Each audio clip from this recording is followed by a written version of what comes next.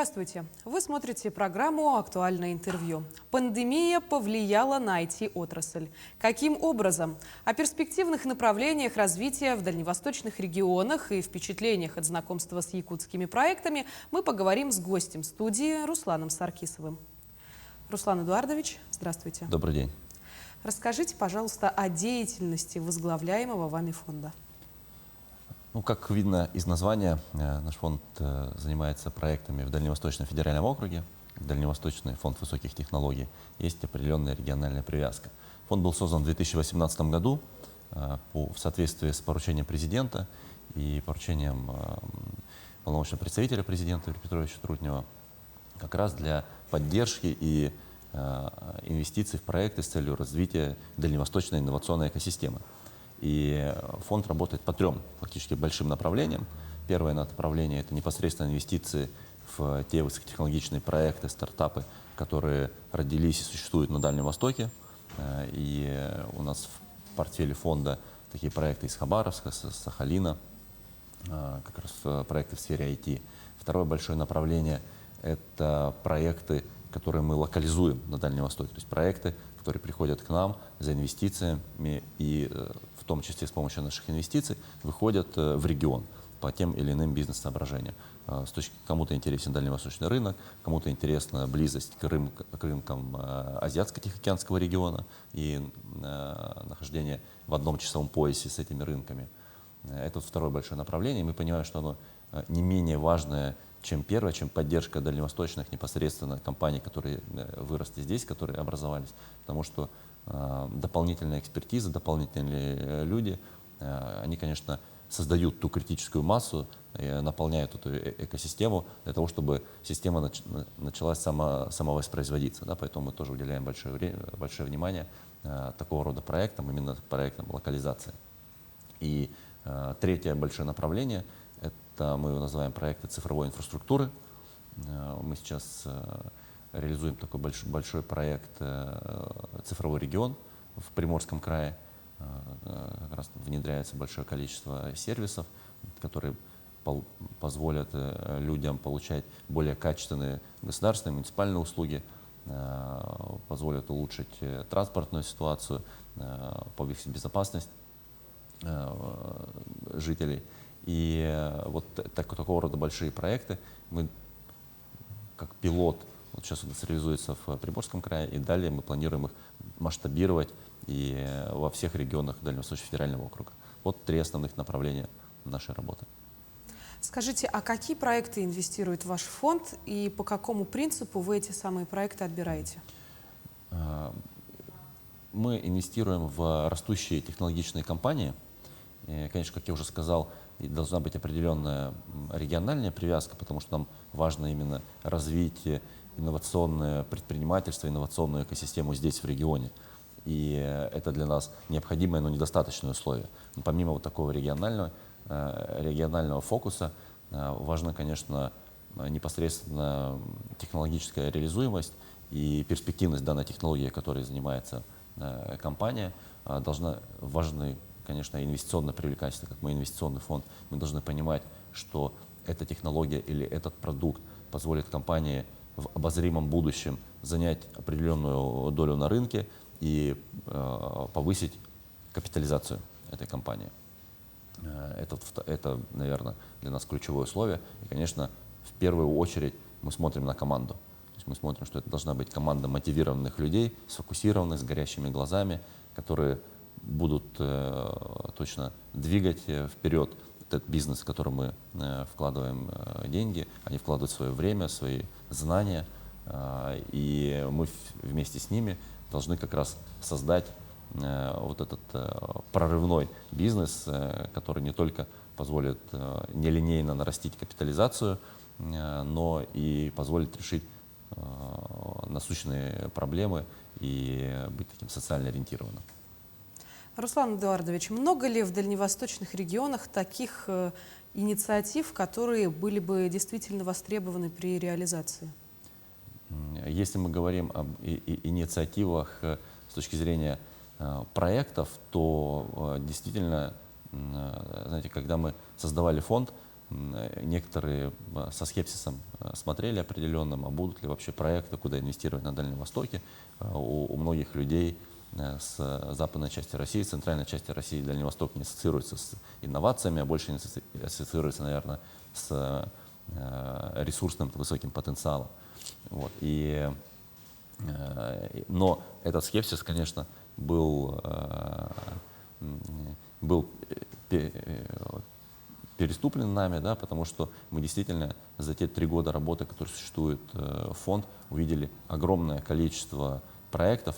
Да, многие из них находятся на относительно ранних стадиях, но тем не менее большой потенциал региональный, большой. И мы видим вот как раз тех людей, про которых я говорил, с горящими глазами, таких пассионарных, которые готовы двигать эти проекты, готовы меняться, готовы пробовать что-то новое, даже если что-то не получается. Поэтому недостатка сейчас в проектах технологичных на Дальнем Востоке нет, и мы видим, что с каждым годом и благодаря усилиям федеральных, в том числе властей, региональных, и благодаря развитию университетской базы, мы видим, что с каждым годом такое количество проектов становится все больше и больше, и, конечно, интерес, в том числе и инвесторов, становится тоже намного более заметным. И вот как раз мы приехали совместно с Сергеем Леонидовичем Батехиным, главой компании «Интеррос».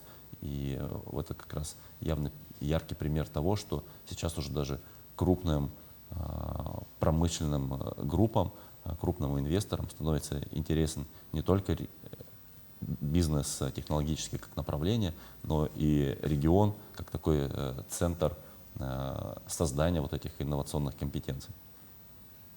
Скажите, а какими успешно реализованными проектами вы особо гордитесь?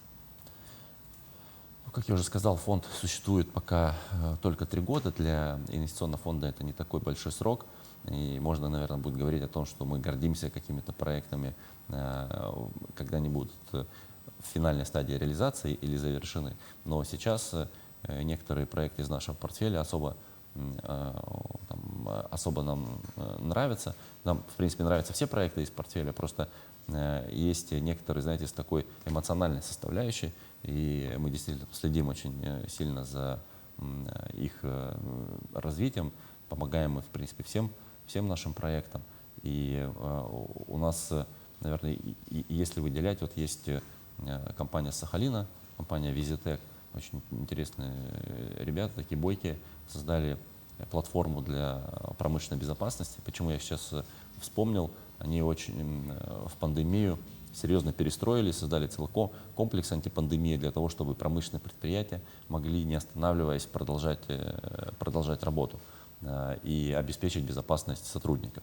Вот, такой продукт, как раз как выходцев Дальнего Востока, может быть примером того, что здесь появляются действительно интересные и востребованные проекты. И еще один проект, наверное, хотел бы упомянуть, это компания «Моторика», которая вместе с нами, благодаря нам, пришла на Дальний Восток в ДВФУ. Это компания-производитель бионических протезов. И компания быстро растет. К сожалению, рынок такой существует. И для того, чтобы вернуть людей, попавших в сложную ситуацию, обратно в социум, позволить им себя чувствовать такими же членами общества, никак не ограниченными ни в чем. Вот продукция компании как раз и помогает решению этих проблем. И мы видим, что компания выходит и на зарубежные рынки, уже продает свою продукцию в Азиатско-Тихоокеанском регионе. И мы также внимательно следим и помогаем ее продвижению и развитию. С чем вы приехали в этот раз в Якутию и какие задачи ставите? Вы правильно сказали про этот раз, потому что Якутия является таким регионом, наверное, который мы чаще всего посещаем, и это объяснимо. Вот вчера на совещании под председательством полномочного представителя президента Юрия Петровича Трутнева по развитию инновационной экосистемы Якутии была озвучена цифра, что на экспорт региональных IT-услуг якутских занимает 85% рынка от общего объема IT-услуг ДФО. Поэтому, наверное, не секрет, что Якутия является такой инновационной столицей Дальневосточного федерального округа. И нам, конечно, интересно в том числе и посмотреть и набраться опыта по взаимодействию с экосистемой у коллег. Мы общаемся и с Министерством инноваций, цифрового развития, и с венчурной компанией «Якутия». Постоянно находимся в таком плотном контакте. Вчера посмотрели компании из IT-парка. С многими из них мы уже давно знакомы, за многими мы смотрим. Сейчас вот некоторые из них пришли на такую стадию, когда нам уже есть о чем поговорить с точки зрения инвестиций. И у нас не просто интерес, знаете, такой теоретический, но мы сюда с конкретными практическими задачами приехали для того, чтобы найти новые компании или посмотреть на прогресс тех, кого мы уже знаем, с точки зрения именно инвестиций нашего фонда в якутские компании. В Якутии довольно много, кстати, IT-компаний. Может ли ваш фонд оказывать им поддержку? Да, абсолютно. Не то, что может, но точно и должен, и будет. И это как раз цель нашего визита. И мы вчера нам были презентованы несколько интересных проектов.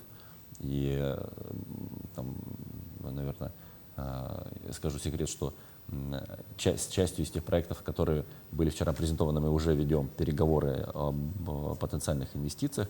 Поэтому, конечно, якутские проекты для нас, они, наверное, из самых приоритетных, но и точно они занимают самую большую часть в той перспективной воронке проектов, на которые наш фонд смотрит. IT-сфера, кажется, одна из тех, кто выиграл от пандемии, но вот именно на деятельности фонда как это все отразилось? Ощутились ли какие-то особые удары? Или, может быть, вы можете сделать уже дальнейшие прогнозы по развитию этой сферы? Действительно, IT-сфера в пандемию изменилась и, может быть, даже выиграла с точки зрения того, что мы стали потреблять большое количество цифровых сервисов и с точки зрения удаленной работы. Здесь, наверное, ничего нового я не скажу. Там, как фонд прошел пандемию, я бы разделял здесь на два направления. Это то, как наши портфельные компании прошли пандемию. Конечно, там для многих из них, это был стресс, нам пришлось больше погружаться, помогать компаниям встречаться на на такой регулярной основе, фактически заниматься брейнштормингом для того, чтобы найти выходы из сложных ситуаций, особенно в начале пандемии. Но, с другой стороны, для многих компаний, как знаете, всегда любой кризис — это, с одной стороны, стресс, с другой стороны, это возможности для многих компаний, для многих наших портфельных компаний. Это действительно стало возможностью подойти, посмотреть под другим углом на свои проекты, измениться, выйти на какие-то новые рынки, предложить какие-то новые решения. И в целом я считаю, что действительно компании из IT-сферы быстрее смогли переориентироваться и гибче подошли как раз к этим вызовам и получили, наверное, в более обозримой перспективе те объемы рынка и те новые даже рынки, о которых они до пандемии не могли думать в таком временном горизонте. Благодарю вас, Руслан Эдуардович, за то, что согласились стать нашим сегодняшним гостем. Пожелаем вам и вашей компании, чтобы те пассионарные проекты, которые вы находите, приносили самые высокие результаты. Спасибо большое. Спасибо. Напомню, вы смотрели актуальное интервью. Берегите себя. До встречи.